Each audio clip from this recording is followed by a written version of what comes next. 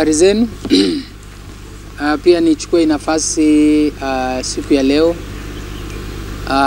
kuweza kuongea na vyombo vya habari kuhusu yale ambayo yamekuwa amenikumba kwa wakati wa siasa.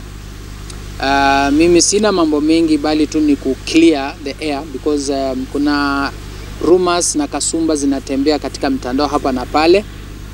Nataka ku clear tu kitu moja ya kwamba yes, nimekuwa katika kinyang'anyiro ya kisiasa lakini not anymore. Siko katika kinyang'anyiro hicho.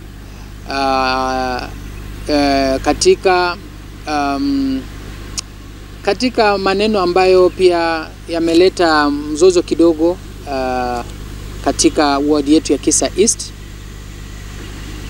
na katika sababu ambazo kupitia kwa sababu ambazo hazingeweza kuepukika, mimi nimeona mchanganyiko umekuwa mwingi na siko katika kinyang'anyiro hicho cha UMCA Kisa East Ward. Mona watu walisema niliona ninyang'anywa ticket ya ODM, mwingine akapewa na pia huyo mwingine pia akawachana nayo.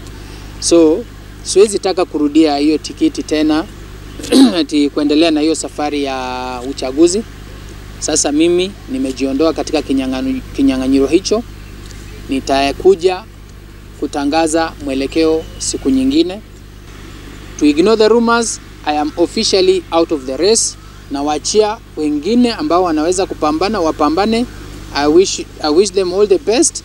Na mimi kwa sasa nakaa kuangalia na kurudi sasa kwa kazi zangu za usanii na pia mambo ya media.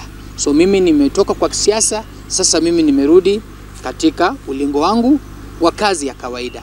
Asante. Na wapo tayari nimesema siendelei na race ya Kisa East Ward kama MCA mwaka huu.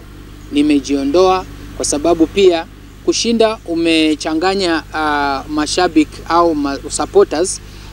Huko kwanza nilikuja kwanza kama independent, nikaambiwa hapana, wewe enda na chama, nikaendea chama. Baada ya kukuja na certificate ndio hiyo tena ni certificate ikanitoka. Mimi sitaki mpaka 2027 mimi nitajipanga na nitakuja na chama yenye nitajua haitanisumbua.